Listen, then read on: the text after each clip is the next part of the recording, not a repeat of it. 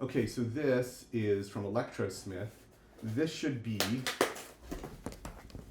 a daisy seed. Yeah, here. Put it on the floor.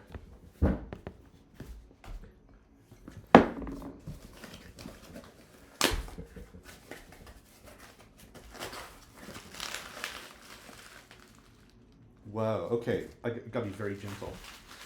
Let's see here.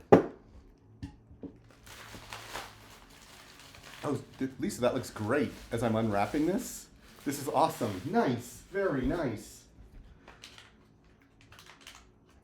This thing is tiny. This is literally the brain of it. Okay, getting a scissors. This is really cool. Like, so I've never actually really had this beautiful overhead view like this. This is super nice.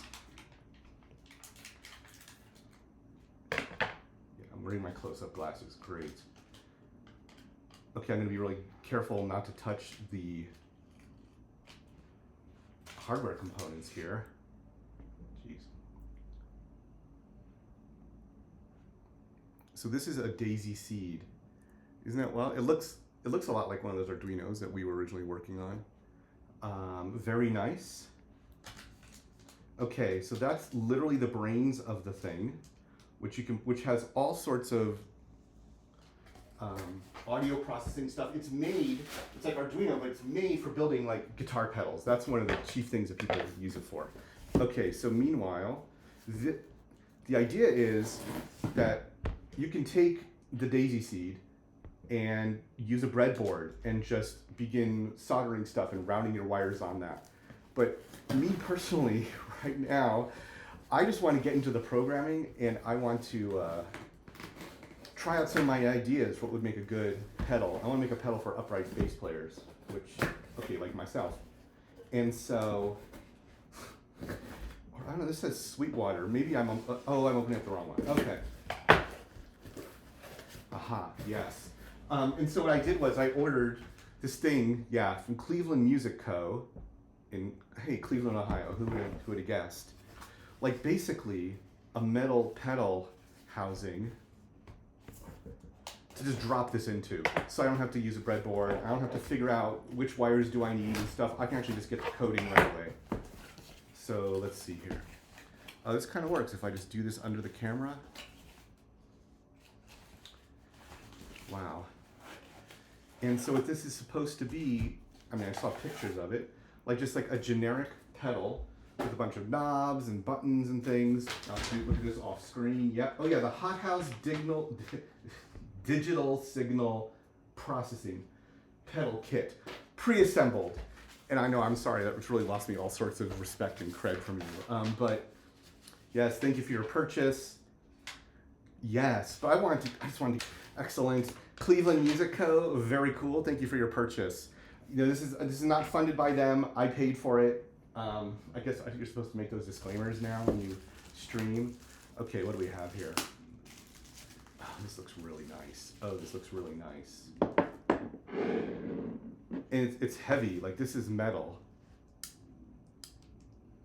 Check it out. And so this is really cool. So my understanding, like, is, yes, I mean, it's just knob 1, knob 2, knob 3. That's perfect. So now when I'm doing the C++ or the Rust coding, I can like, okay, receive the value of what's on knob 2, knob 1, knob 3, exactly. And then theoretically, I'm not going to put this thing in yet because like, well, I guess I want to read the instructions a little bit, but let's see where it goes. So theoretically, I unscrew that. Oh, this is actually working. So what I'm doing now is I'm taking apart this like pedal housing. The pedal housing is from Cleveland Music Co.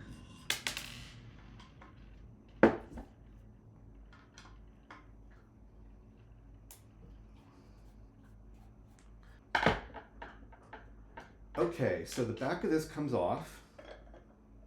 This is like really well made. This is real metal here.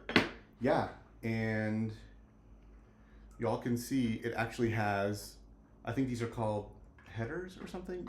I forget what that's called, but it's a socket, and that this goes right into the socket. Just drop in, which is really kind of neat.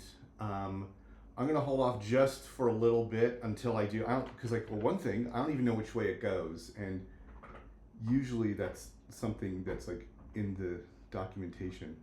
But this is cool. So what I'm seeing here also on the inside, Cleveland talked about that, is that it's not just a housing, metal housing with knobs that with just simple wires that go into the Daisy Seed.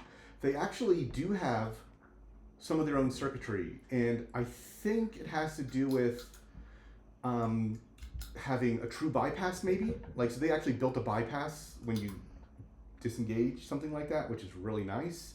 And then also some of the stuff for taming the electric currents, just to make sure that you don't blow up your Daisy Seed, that kind of thing.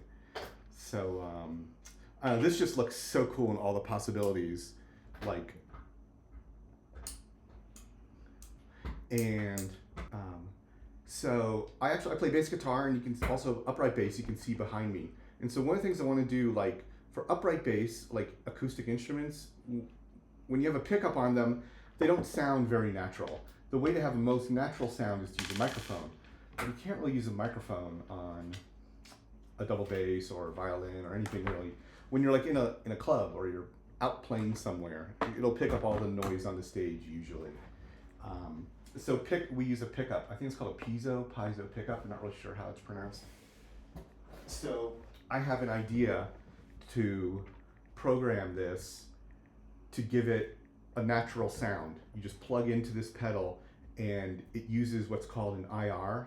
And people who are into like working with Logic Pro and stuff like that, maybe a little familiar with it. IRs are basically cabinet simulators, like the speaker simulator.